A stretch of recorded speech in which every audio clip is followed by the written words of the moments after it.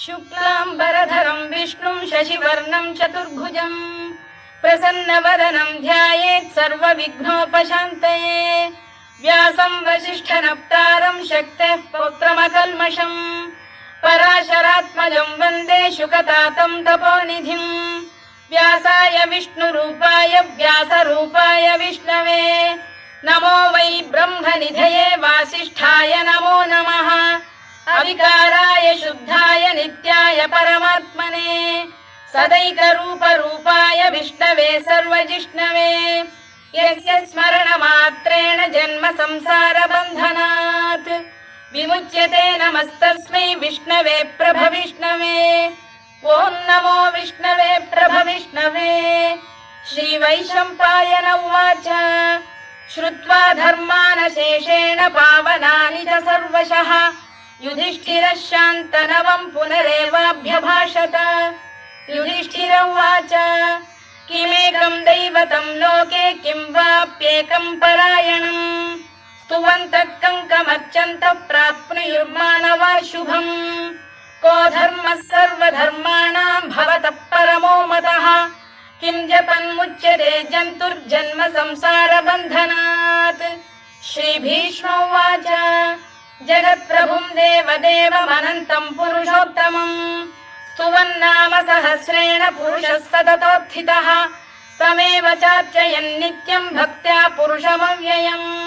ध्यायन् स्तुवन् नमस्यं च यजमानस्तमेव च अनादिनिधनं विष्णुं सर्वलोकमहेश्वरम्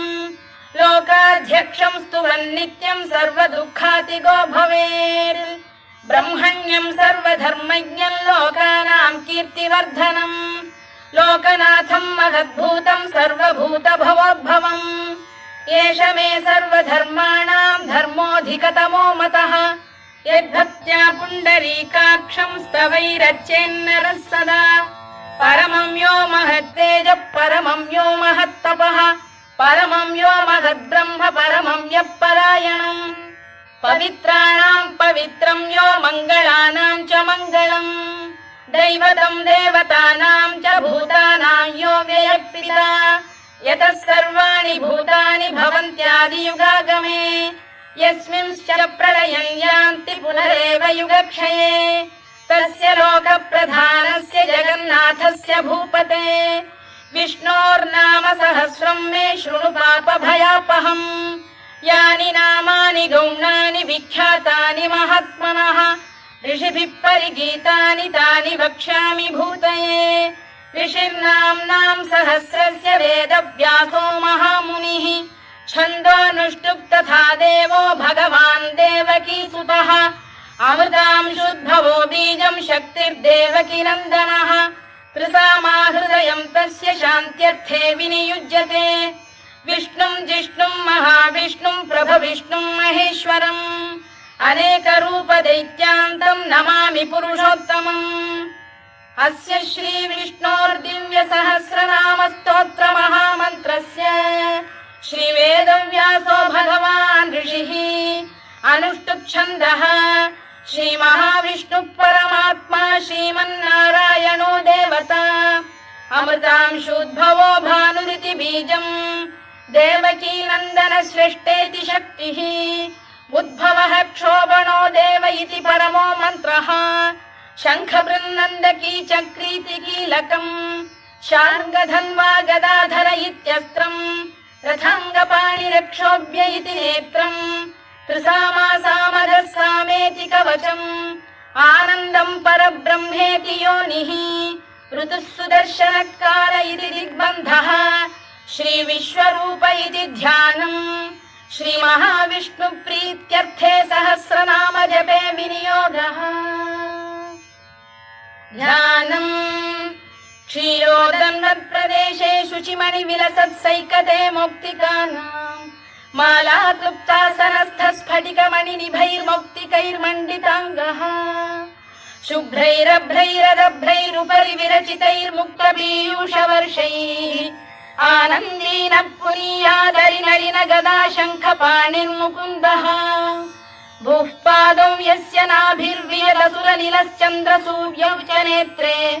कर्णावाशा शिरोद्यौर्मुखमपि दहनो यस्य वास्तेयमब्धिः अन्तस्थं यस्य विश्वं सुरनरखगो भोगि गन्धर्वदैत्यैः चित्रं रम्यते तं त्रिभुवन वपुषं विष्णुमीशं नमामि।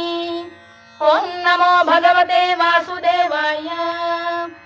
शान्ताकारं भुजगशयनं पद्मनाभं सुरेशं विश्वाधारं गगनसदृशं मेघवर्णं शुभाङ्गम् लक्ष्मीकान्तं कमलनयनं योगिधृध्यानगम्यं वन्दे विष्णुं भवभयहरं सर्वलोकैकनाथम्। मेघश्यामं पीतकौशेयवासं श्रीवत्साङ्कं कौस्तुभोद्भासिताङ्गम् पुण्योपेतं पुण्डरीकायताक्षं विष्णुं वन्दे सर्वलोकैकनाथम्। नमः समस्तभूतानामादिभूताय भूभृते अनेकरूपरूपाय विष्णवे प्रभविष्णवे सशङ्खचक्रं सकिरीटकुण्डलं सपीतवस्त्रं सरसीरुहेक्षणं सहारवक्षस्थलशोभिकौस्तुभं नमामि विष्णुं शिरसा चतुर्भुजम्।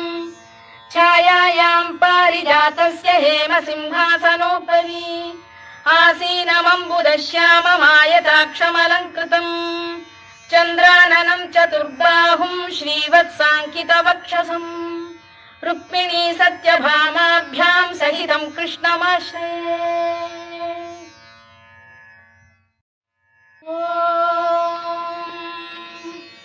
विश्वं विष्णुर्वषत्कारो भूतभव्य भवत्प्रभुः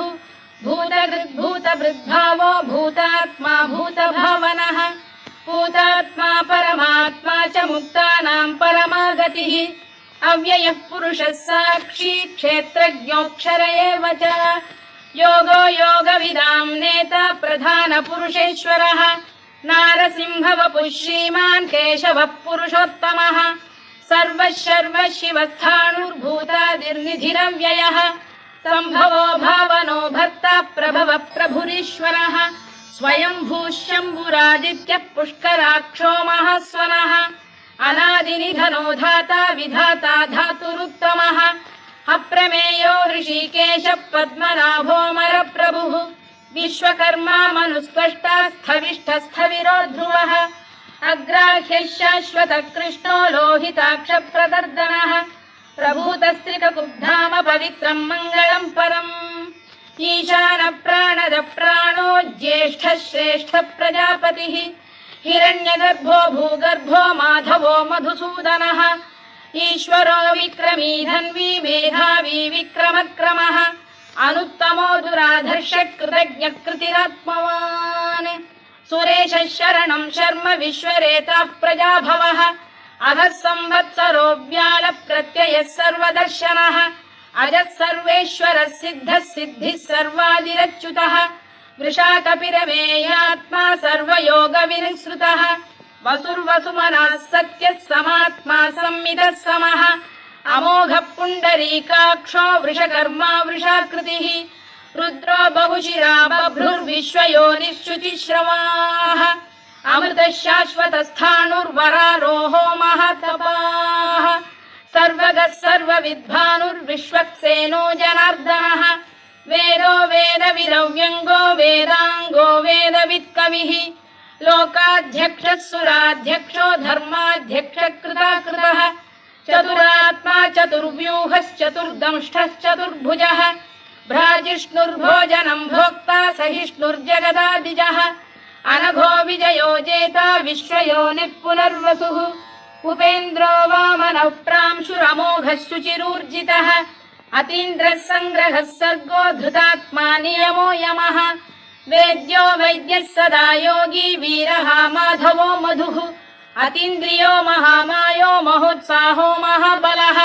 महाबुद्धिर्महावीर्यो महाशक्तिर्महाद्युतिः अनिर्देश्य वपुः श्रीमान् अमे आत्मा महादृधृत् महेश्वासो महीभर्ता श्रीनिवासः सताङ्गतिः अनिरुद्धः सुरानन्दो गोविन्दो गोविदाम्पतिः मरीचिर्दमनो हंसः सुपर्णो भुजगोत्तमः हिरण्यनाभः सुतपाः पद्मनाभः प्रजापतिः अमृत्युः सर्वदृक्सिंहः सन्धाता सन्धिमान् स्थिरः अजो दुर्मर्षणः शास्ता विश्रुतात्मा सुरारिः गुरुर्गुरुतमो धाम सत्यः सत्यपराक्रमः निमिषो निमिषस्रग्वी वाचस्पतिरुदारधीः अग्रणीर्ग्रामणी श्रीमान् न्यायो नेता समीरणः सहस्रमूर्धा विश्वात्मा सहस्राक्षः सहस्रपात् आवर्तनो निवृत्तात्मा संवृतः सम्प्रमर्दनः अधः संवर्तको वह्निरनिरोधरणीधरः सुप्रसाद प्रसन्नात्मा विश्वधृक् विश्वभुग्विभुः सत्कर्ता सत्कृतः साधुर्जह्नुर्नारायणो नरः असङ्ख्येयो प्रमेयात्मा विशिष्टः शिष्टकृच्छुचिः सिद्धार्थः सिद्धसङ्कल्पः सिद्धिदः सिद्धिसाधनः वृषाही वृषभो विष्णुर्वृषपर्वा वृषोदरः वर्धनो वर्धमानश्च विविक्तः श्रुतिसागरः सुभुजो दुर्धरो वाग्मी महेन्द्रो वसुदो वसुः नैकरूपो बृहद्रूपः शिपिविष्टप्रकाशनः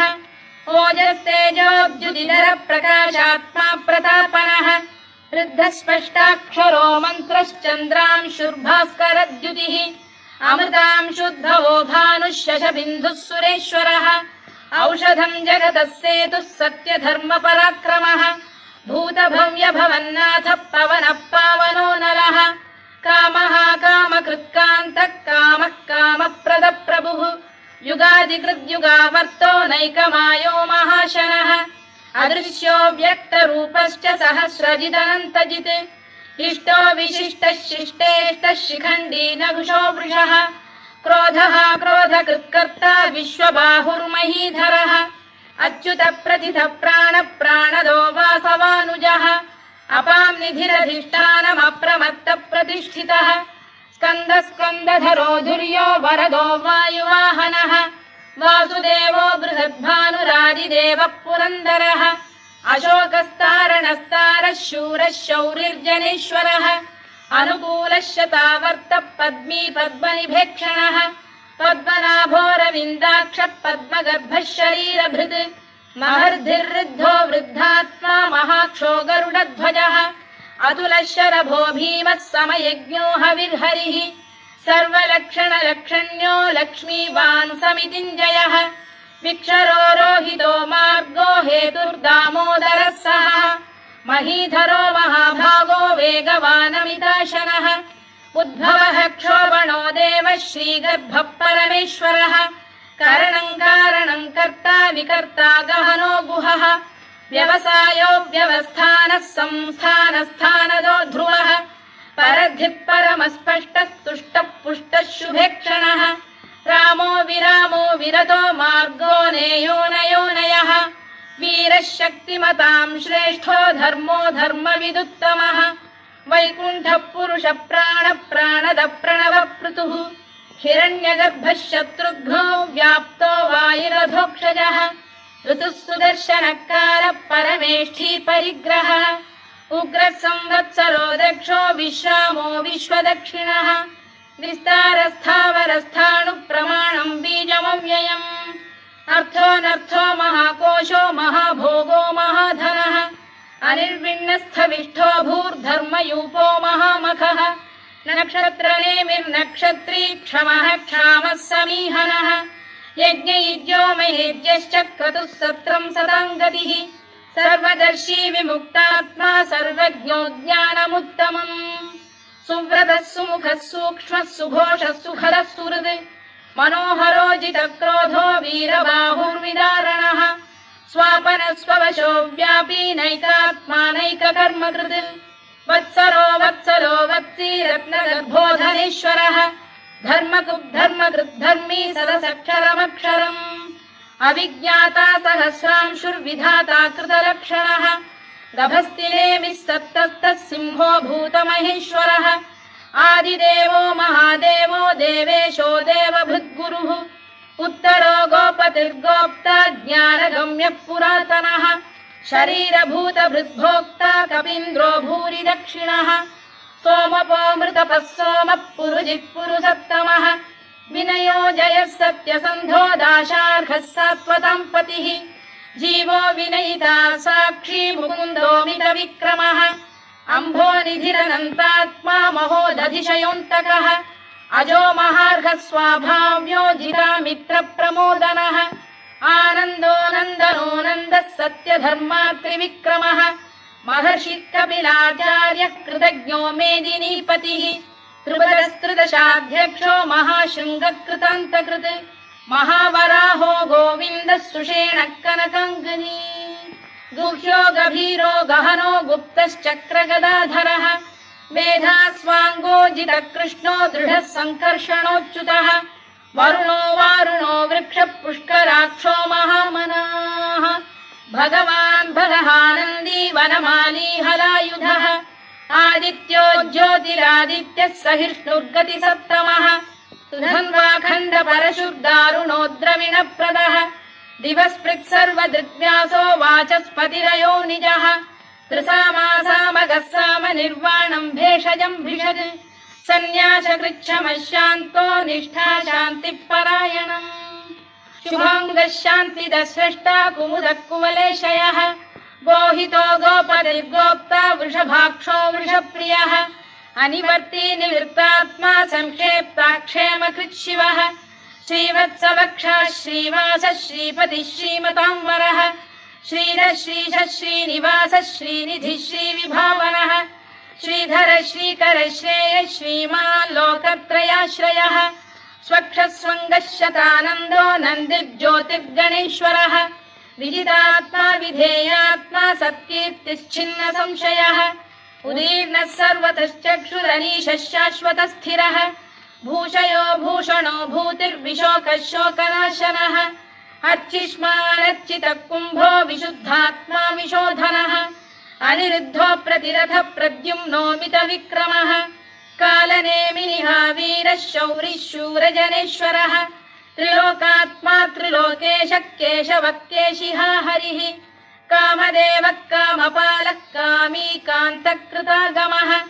अनिर्देश्य वपुर्विष्णुर्वीरोऽनन्तो धनञ्जयः ब्रह्मण्यो ब्रह्मकृद्ब्रह्मा ब्रह्म ब्रह्मविवर्धनः ब्रह्मविब्राह्मणो ब्रह्मी ब्रह्मज्ञो ब्राह्मणप्रियः महाकमो महाकर्मा महातेजा महोरगः महाक्रतुर्महायज्वा महायज्ञो महाहविः स्तव्यस्तव प्रियस्तोत्रम् स्तुतिस्तोतारणप्रियः पूर्णः पूरयिता पुण्यः पुण्यकीर्तिरनामयः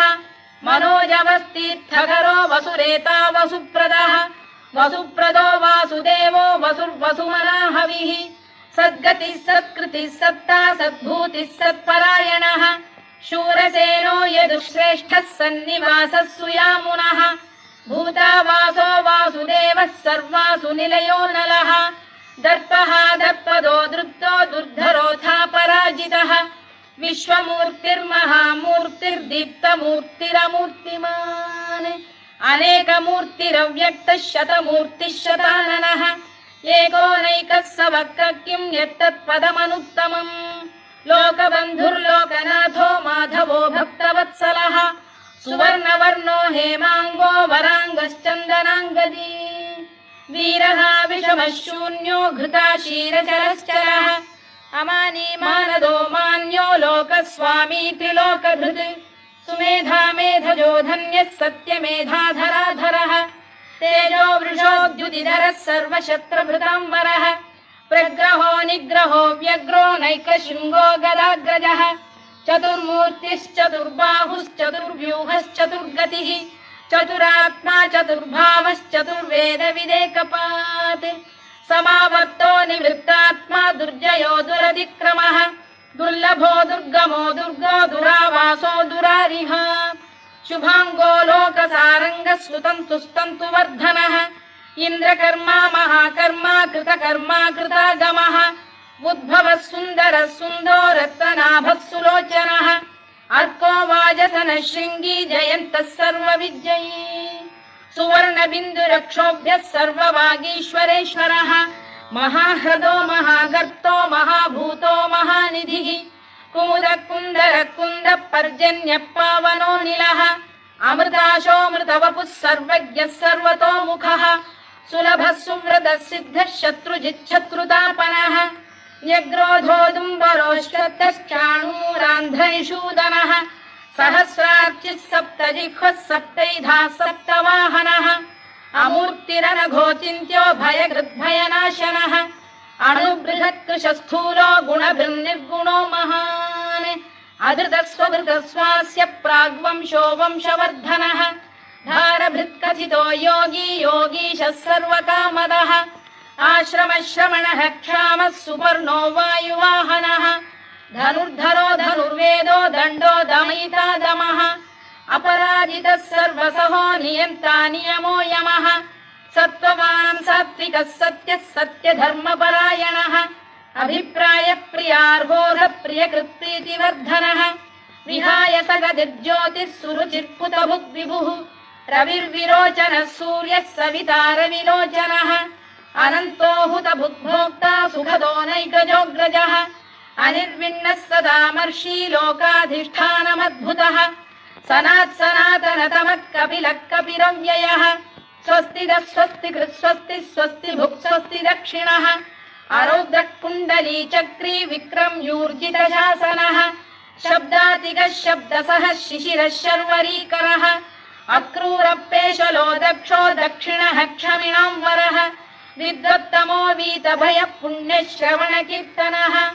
उत्तारणो दुष्कृतिः पुण्यो दुःस्वप्ननाशनः वीरः रक्षणः सन्तो जीवनपर्यवस्थितः अनन्तरूपोऽनन्तश्रीर्जितमन्युर्भयापहः चतुरश्रो गभीरात्मा विदिशो व्यादिशो दिशः अनादिर्भूर्भुवो लक्ष्मी सुवीरो रुचिराङ्गदः जननो जनजन्मादिर्भीमो भीमपराक्रमः आधारनिलयो धाता पुष्पहास प्रजागरः ऊर्ध्वगः सत्पथाचार प्राणद प्रणवप्रणः प्रमाणम् प्राणनिलय प्राणभृत्प्राणजीवनः तत्त्वम् तत्त्वविदेकात्मा जन्म मृत्युजरातिगः भूर्भुवः स्वस्तरुस्तारः सविता प्रपितामहः यज्ञो यज्ञपतिर्यज्वा यज्ञाङ्गो यज्ञवाहनः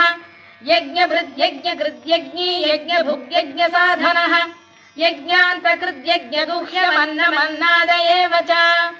आत्मयोनिः स्वयं जातो वैखानः सामगायनः देवकीनन्दनः स्रष्टा क्षितीशः पापनाशनः शङ्खबृन्नन्दकी चक्री शार्ङ्गधन्वा गदाधरः तथाङ्गपाणिरक्षोभ्यः सर्वप्रहरणायुधः सर्वप्रहरणायुधवोन्नम इति वनमाली गरीशाङ्गी शङ्खी चक्री च नन्दकी श्रीमान्नारायणो विष्णुर्वासुदेवोऽभिरक्षतु वनमाली गरीशाङ्गी शङ्खी चक्री च नन्दकी श्रीमान्नारायणो विष्णुर्वासुदेवोऽभिरक्षतु वनमाली गरीशाङ्गी शङ्खी चक्री च नन्दकी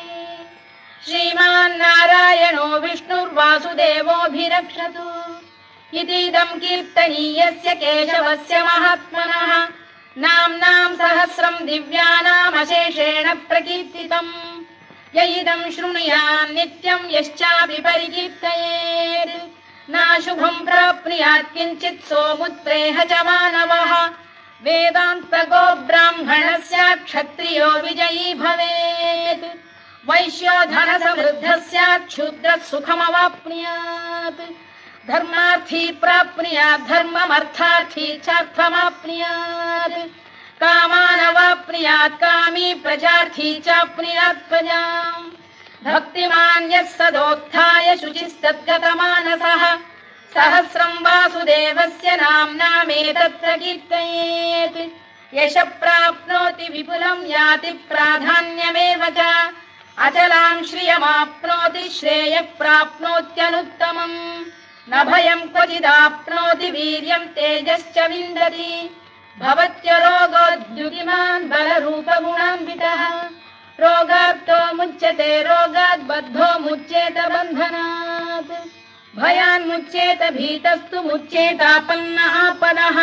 दुर्गाण्यतितरत्याशु पुरुषः पुरुषोत्तमम् सुवन्नाम सहस्रेण नित्यं भक्तिसमन्वितः वासुदेवाश्रयो मर्त्यो वासुदेवपरायणः सर्वपापविशुद्धात्मा याति ब्रह्म सनातनम् न वासुदेव भक्तानामशुभं विद्यते क्वचित् जन्म मृत्युजरा व्याधि भयं नैवोपजायते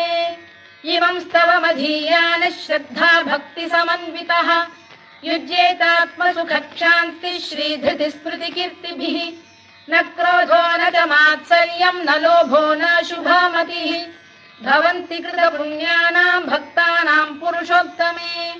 द्यौः स चन्द्रार्कनक्षत्राखं दिशो भूर्महो दधिः वासुदेवस्य वीर्येण विधृतानि महात्मनः ससुरासुरगन्धर्वं स यक्षोरगराक्षसम् जगत्वशे वर्ततेदं कृष्णस्य सचराचरम् इन्द्रियाणि मनो बुद्धिः सत्त्वं तेजो बलं धृतिः वासुदेवात्मकान्याहुः क्षेत्रं क्षेत्रज्ञ एव च सर्वागमानामाचार प्रथमं परिकल्पते आचार प्रभवो धर्मो धर्मस्य प्रभुरच्युतः ऋषयः पितरो देवा महाभूतानि धातवः जङ्गमा जङ्गमं चेदं जगन्नारायणोद्भवम् योगो ज्ञानं तथा साङ्ख्यं विद्या शिल्पादिकर्म च वेदाः शास्त्राणि विज्ञानमेतत् सर्वं जनार्दनात् एको विष्णुर्महद्भूतं पृथग्भूतान्यनेकशः त्रीन् लोकान् व्याप्य भूतात्मा भुङ्क्ते विश्वभुवव्ययः इमं स्तवं भगवतो विष्णोर्व्यासेन कीर्तितम् पठेद्य इच्छेत् पुरुषः श्रेयत् प्राप्तुं सुखानि च विश्वेश्वरमजं देवं जगतः प्रभुमव्ययम् भजन्ति ये पुष्कराक्षं न ते यान्ति पराभवम् न ते यान्ति पराभवम् ओन्नम इति अर्जुनोवाच पद्मपत्र विशालाक्ष पद्मनाभ सुरोत्तमा भक्तानामनुरक्तानां त्राता भव जनार्दन श्रीभगवानुवाच यो मां नाम सहस्रेण स्तोतुमिच्छति पाण्डव सोऽहमेकेन श्लोकेन स्तुत एव न संशयोऽन्नम इति व्यास उवाच वासनाद्वासुदेवस्य वासितं भुवनत्रयम् सर्वभूतनिवासोऽसि वासुदेव नमोऽस्तु ते वासुदेव नमोऽस्तु ते ओन्नम इति पार्वत्युवाच केनोपायेन लघुना विष्णोर्नाम सहस्रकम् पठ्यते पण्डितैर्नित्यं श्रोतुमिच्छाम्यहं प्रभो ईश्वर उवाच श्रीराम राम रामेति रमे रामे मनोरमे सहस्रनाम तत्तुल्यं राम नाम वरानने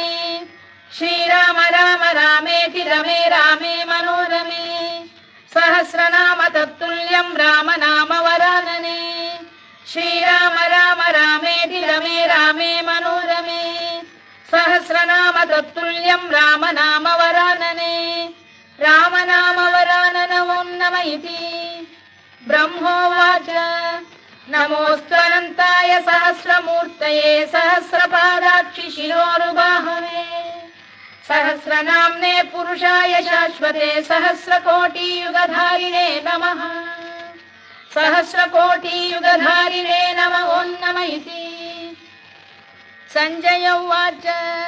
यत्र योगेश्वर कृष्णो यत्र पार्थो धनुर्धरः तत्र श्रीर्विजयो भूतिर्ध्रुवा नीतिर्मतिर्मम श्रीभगवानुवाच अनन्याश्चिन्तयन्तो मां ये जनाः पर्युपासते तेषां नित्याभियुक्तानां योगक्षेमं वहाम्यहम् परित्राणाय साधूनां विनाशाय च दुष्कृतां धर्म संस्थापनार्थाय सम्भवामि युगे युगे आर्ता विषण्णाः शिथिलाश्च भीता घोरेषु च व्याधिषु वर्तमानाः संकीर्त्य नारायण शब्दमात्रं विमुक्तदुःखाः सुखिनो भवन्तु कायेन वाचा मनसेन्द्रियैर्वा बुद्ध्यात्मना वा प्रकृते स्वभावात्